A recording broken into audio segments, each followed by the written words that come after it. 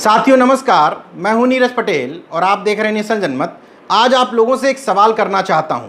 मान लीजिए किसी जगह पर कोई अपराध घटित हुआ है तो उस अपराध में एफआईआर में कौन कौन सी धाराएं लगाई जाएंगी, ये किस बात पर निर्भर करता है। अगर आप किसी पुलिस वाले से या किसी अधिवक्ता से यानी कि एडवोकेट से ये सवाल करेंगे तो वो कहेगा कि अपराध किस प्रवृत्ति का है, कितने लोगों ने किया है, और अपराध में यानी कि अगर किसी को मारा पीटा गया है तो वो उसमें हथियार कौन से इस्तेमाल किए गए हैं, सामने जो इस पक्ष को चोट लगी है, जो पीड़ित पक्ष है, उसको किस हद तक घाव आए हैं, टाँके लगे हैं या फ्रैक्चर हुआ है।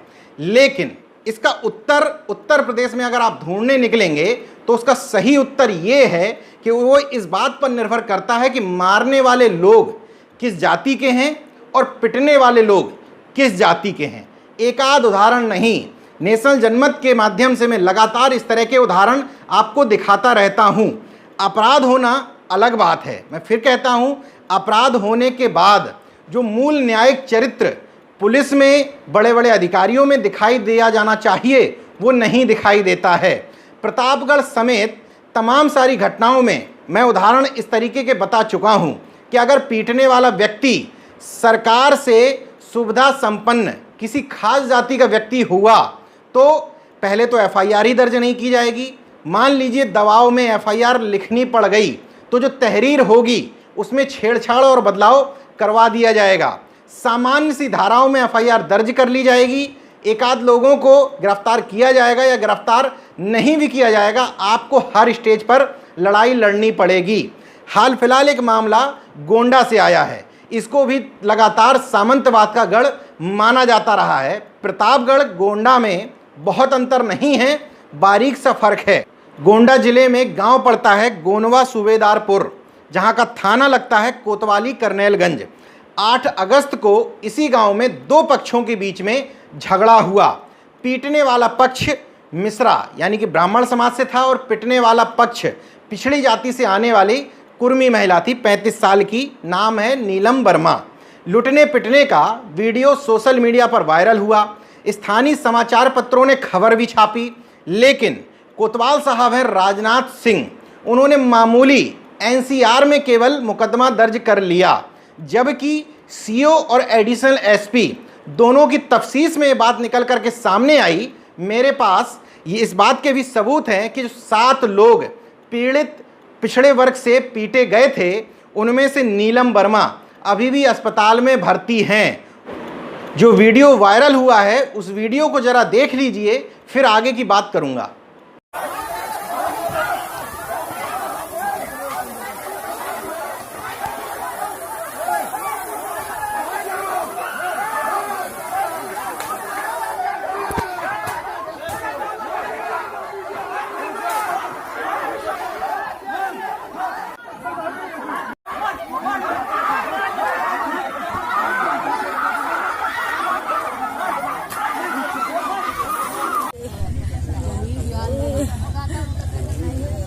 अब ये तो गोंडा की पुलिस और मीडिया दोनों ये मान रही है कि यही वो वीडियो है जो वायरल हुआ था और यही वो महिला जो वीडियो में दिख रही है नीलम वर्मा है जिसको पीटा जा रहा है। अब इस वीडियो को देखने के बाद काफ़ी हद तक चीज़ें आपके सामने हैं।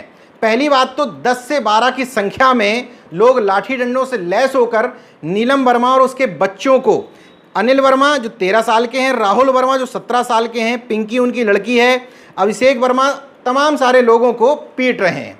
दबी जवान पुलिस के सूत्र ये स्वीकार करते हैं कि 7 लोग इस पिछड़े वर्ग से यानी कि कुर्मी वर्ग से पीड़ित हैं जिनको पीटा गया है और घायल हुए हैं। मेडिकल रिपोर्ट में ये बात सामने आ गई है। पीड़ित नीलम वर्मा के पक्ष से एक लोगों के हाथ में फ्रैक्चर भी है। इसके बाद भी जब एफआईआर दर्ज होती है तो एफआईआर पहले एनसीआर लिख ली जाती है, दबाव पड़ता है तो एफआईआर दर्ज होती है और धारा क्या लगाई जाती है, मामूली मारपीट की 323, 504, 506, 336। इस मामले में सीओ भी मौके पर पहुंचते हैं और एडिशनल एसपी भी मौके पर पहुंचते हैं। सीओ हैं कृपाशंकर कनौजिया जो सीओ करनलगंज कहलाते हैं, एडिशनल एसपी हैं महेंद्र कुमार।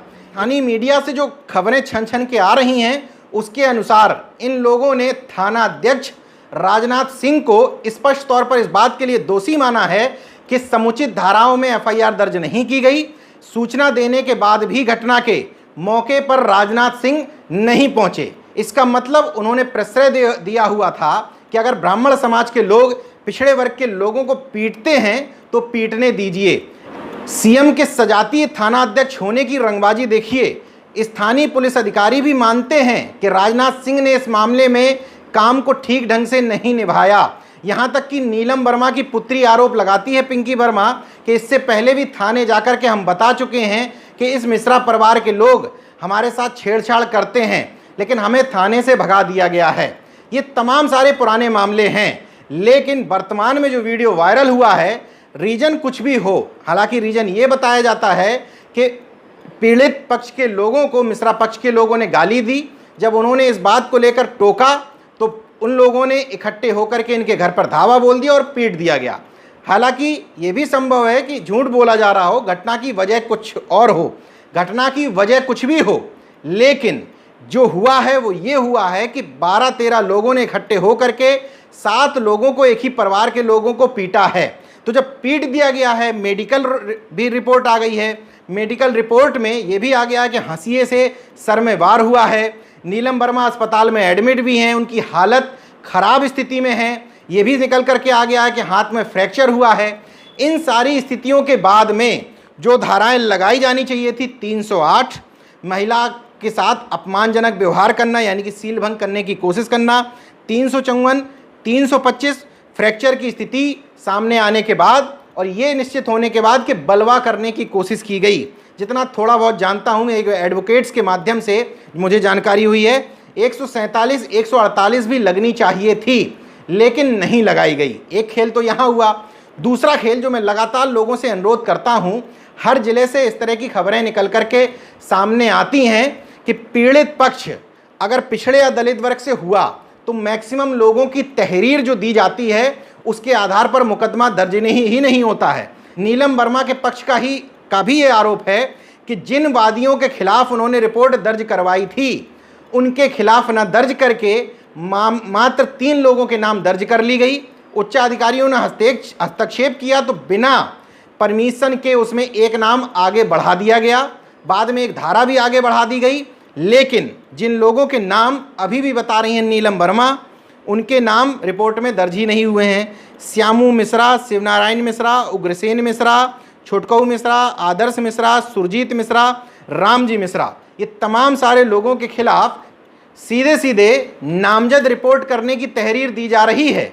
इसके बाद भी मात्र 2 लोगों को गिरफ्तार करके जेल भेजा गया, क्योंकि तब तक स्थानीय लोगों ने, अपना दल के लोग भी पहुंच गए थे, कुछ जेडीयू के नेता भी पहुंच गए थे, कुछ सामाजिक संगठनों के लोग भी नीलम वर्मा के घर पहुंच गए थे।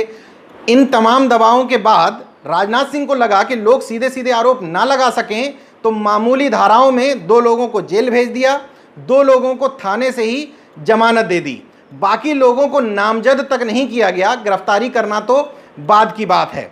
समझने की बात यह है कि इन तमाम सारे चीज़ों में लोगों को मजबूरी में जाति एंगल सोचना पड़ता है।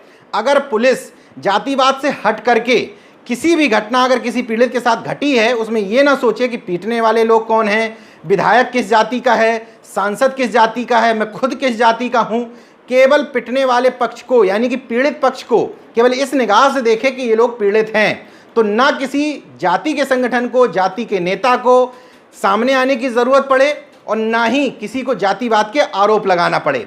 जातिवाद के आरोप इसलिए लगना शुरू होते हैं क्योंकि विभिन्न सारी सरकारों में कहा जाता है कि किसी ज़िले में अगर थानाध्यक्ष की नियुक्ति हो रही है तो उसमें SC ST के लोगों को 21% तैनाती दी जानी चाहिए और OBC के लोगों को कम से कम 27% थानों में बैठाला जाना चाहिए। लेकिन गोंडा की स्थिति क्या है, मजबूरी में ये बातें बतानी पड़ रही हैं। गोंडा में 18 थाने हैं, 17 थाने और एक महिला थाना। इन 18 थानों में 12 थानों के थानाध्यक्ष CM की जाति के यानी कि ठाकुर बिरादरी से आते हैं। CM के जाति के कहना अच्छी बात नहीं है, लेकिन इसलिए कहना पड़ रहा है कि इससे पहले जो सरकारें रहती थी उनमें व्याख्या इसी तौर पर होती थी। मामूली अपराधी अगर कोई मायावती की या अखिलेश यादव की जाति का निकल आता था तो आप लोग और ख़ास तौर से ये दलाल सवर्ण मीडिया इसी तौर पर व्याख्या करती थी कि ये CM के जाति के हैं। यहाँ पर तो साफ साफ जातिवाद दिख रहा है।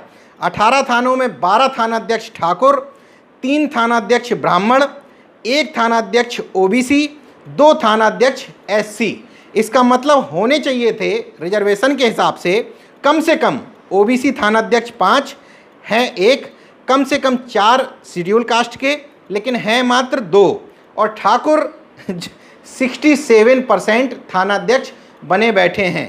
स्वाभाविक तौर पर जब कुछ खास जातियों का बोलबाला होगा तो बेचारे अधिकारी भी लिखते रह जाएंगे, लेकिन एक थानाध्यक्ष का इसी जातिवाद के कारण बाल बाका भी ना होगा। ये जातियां किस तरीके से प्रभुत्वशाली रहती हैं उसकी एक वानगी बता देता हूं। समाजवादी पार्टी से विधायक हुआ करते थे बैजनाथ दुबे, वर्तमान में विधायक नहीं हैं। वर्तमान में सत्ता जो है वो कहा जाता है कि इनडायरेक्टली ब्राह्मणों की सत्ता है। तो वर्तमान में जो पार्टी सत्ता में है वहाँ से तो पीटने वाले पक्ष को यानी कि मिश्रा पक्ष को समर्थन मिल ही रहा है, लेकिन बैजनाथ दुबे भले ही वो समाजवादी पार्टी से हैं, लेकिन हैं तो बैजनाथ दुबे, तो इनडायरेक्टली बैजनाथ दुबे का भी समर्थन मिश्रा पक्ष को है।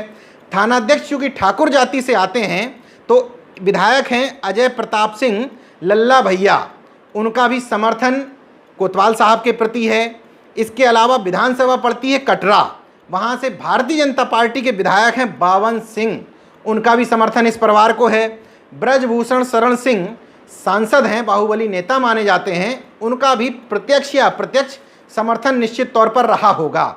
यही वजह है कि दो दो लोगों के यानी कि सीओ और एडिशनल एसपी के मौके पर पहुंचने के बाद भी, कोतवाल की कारगुजारियां संतोषजनक ना होने के बाद भी, लिखी गई एफआईआर में समुचित धाराएं बढ़ाने के निर्देश के बाद भी, स्थानीय मीडिया में इस खबर के वायरल होने के बाद भी, एसपी और डीएम को पूरी तरीके से मामले का संज्ञान होने के बाद भी न राजनाथ सिंह पर यानी कि थानाध्यक्ष पर कोई कार्रवाई हुई, ना ही जो समुचित धाराएं हैं इस मामले में वो बढ़ाई गई, ना ही जिन लोगों के नाम नीलम वर्मा कह रही हैं कि इन लोगों ने भी मुझे बुरी तरह पीटा है, उन लोगों के नाम उस एफआईआर में बढ़ाए गए हैं।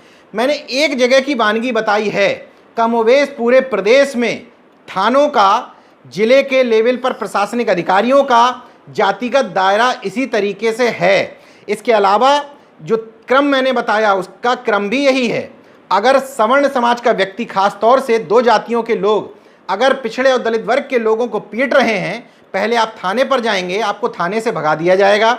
आप थोड़ी बहुत पैरवी करने में सक्षम हैं या आपके लोग थोड़ा सड़क पर बाहर निकल आते हैं, थाने आने का घेराव वेराव कर लेते हैं, तो आपकी एनसीआर या बेहद मामूली धाराओं में, ताकि थाने पर खड़े खड़े जमानत हो जाए, दर्ज कर ली जाएगी।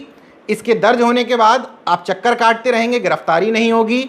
मान लीजिए आपने दबाव में गिरफ्तारी भी करवा ली तो थाने से ही उनको छोड़ दिया जाएगा। कमोवेश पूरे प्रदेश का यही हाल चल रहा है। अब इस पूरे घटनाक्रम में एक बात छूटी जा रही है जो कमोवेश हर घटना में देखी जाती है। अगर पीड़ित पक्ष, मान लीजिए पिछड़ा और दलित वर्ग है, मैक्सिमम मामलों में पीड़ित पक्ष पिछड़े दलित अल्पसंख्यक ही होते हैं, मैक्सिमम मामलों में, कुछ एक मामलों को छोड़ दिया जाए तो। अगर पीड़ित पक्ष धरना प्रदर्शन करता है तो पीड़ित पक्ष के खिलाफ ही एफआईआर दर्ज कर दी जाती हैं, धारा 144 के उल्लंघन का मामला दर्ज किया जाता है, कोविड-19 की समस्या बताते हुए उसके तहत एफआईआर दर्ज करा ली जाती हैं। चक्का जाम समेत तमाम सारे मुकदमे दर्ज करके प्रतापगढ़, इलाहाबाद, तमाम सारी जगह ऐसी घटनाएं देखी गई हैं जहां पीड़ित पक्ष पे ही मुकदमे ठोके गए। लेकिन अगर जिस पक्ष के खिलाफ कार्रवाई की जा रही है और वो पक्ष दबंग हुआ, दबंग ही होते हैं तभी मारपीट करते हैं, वो पक्ष दबंग हुआ, सवर्ण हुआ, ब्राह्मण या ठाकुर समुदाय से हुआ, तो उसके समर्थन में लोग चाहे चक्का जाम करें, चाहे धरना प्रदर्शन करें, चाहे धारा 144 का उल्लंघन करें, चाहे कोविड-19 का उल्लंघन करते हुए मुंह पे मास्क भी ना पहने। आप बगल में एक वीडियो देख रहे हैं, ये इन्हीं लोगों के यानी कि ब्राह्मण पक्ष के समर्थन में लोगों ने चक्का जाम किया था। लेकिन इनके खिलाफ ना एफआईआर दर्ज होगी, ना इनको थाने से धमकाया जाएगा और ना ही आगे ऐसा ना करने की चेतावनी दी जाएगी। इसलिए क्योंकि अघोषित तौर पर शासन प्रशासन से लेकर के स्थानीय सांसदों को, विधायकों का, जो उन्हीं की जाति के हैं, उनका समर्थन प्राप्त है। सामान्य तौर पर ठाकुर समाज के किसी व्यक्ति से बात करिए तो वो ये कहते हैं कि कुछ खास जाति के लोग मुख्यमंत्री योगी आदित्यनाथ होने के बावजूद भी प्रभाव जमाने में सक्षम हैं, लेकिन जब बात किसी पिछड़े दलित वर्ग के खिलाफ लड़ने की आएगी तो ये लोग भी इन्हीं मनुवादियों का, इन्हीं जातिवादियों का साथ देने लग जाते हैं। इसी बेवकूफ़ी की वजह से इस देश में जाति एक सच्चाई बनी हुई है और लोग ना चाहते हुए भी जाने अनजाने मजबूरन अपने आप को संरक्षित रखने के लिए इस जातिवाद के फेर में फंस जाते हैं। वो जातिवाद का दायरा चाहे पिछड़े वर्ग का हो, चाहे बहुजन वर्ग का हो, मैं फिर से कहता हूं, दोनों के जातिवाद में ये फ़र्क है कि सवर्णों का जातिवाद अपना प्रभाव बरकरार रखने के लिए, दूसरे का उत्पीड़न करने के लिए होता है, लेकिन पिछड़े और वंचित वर्ग का जातिवाद अपने आप को संरक्षित करने के लिए और अपने अधिकारों को छीनने न देने के लिए होता है। ये एक मूल फर्क है। ये वीडियो उन तमाम सारे लोगों के लिए है, गुजरात से एक पटेल ला करके उन राज्यपाल बना दिए गए हैं, जिन लोगों को गलतफहमी है कि सरकार में उनको हिस्सेदारी मिल रही है। उन लोगों को देख लेना चाहिए कि उनके समाज की एक महिला को पीटा जाता है, वीडियो वायरल होता है। कुछ स्थानीय अधिकारी उस मामले में निष्पक्ष तौर पर, जो वास्तव में उनको करनी चाहिए, जांच करने की कोशिश करते हैं, फिर भी बिगड़ता कुछ नहीं है। ना अपराधियों का, ना गलत काम करने वाले थानाध्यक्ष का अपनी हैसियत और मैं कहूं तो औकात समय समय पर चेक करते रहने चाहिए, ताकि जिस धर्म के झुंझुने में, गुलामी के जंजाल में उलझे हुए हो, शायद आँख खुल जाए और उससे बाहर निकल सको। उस समाज की ये स्थिति है जो समाज अपने आप को इन सरकारों में ठीक ठाक स्थिति में पाता है। तो बाकी संपूर्ण पिछड़े और दलित वर्ग की स्थिति क्या होगी, ये बताने के लिए ये वीडियो लाया था। अब थक हार करके पीड़ित पक्ष ने एक बार फिर से मामला राष्ट्रीय पिछड़ा वर्ग आयोग तक पहुंचाया है। अब देखते हैं कि राष्ट्रीय पिछड़ा वर्ग आयोग इसमें कब तक नोटिस जारी करता है, किस किस अधिकारी को करता है और आगे क्या क्या राष्ट्रीय पिछड़ा वर्ग आयोग के कहने पर हो भी पाता है या नहीं हो पाता है। देखते रहिए नेशन जनमत, जागरूक और सजग बने रहिए। जय विज्ञान, जय संविधान, जय लोकतंत्र। धन्यवाद। तो अगर आपने मेरा YouTube चैनल सब्सक्राइब नहीं किया तो प्लीज़ सब्सक्राइब कर लें और उस बेल आइकन पर जरूर क्लिक करें, जिससे जो मेरे न्यू वीडियो है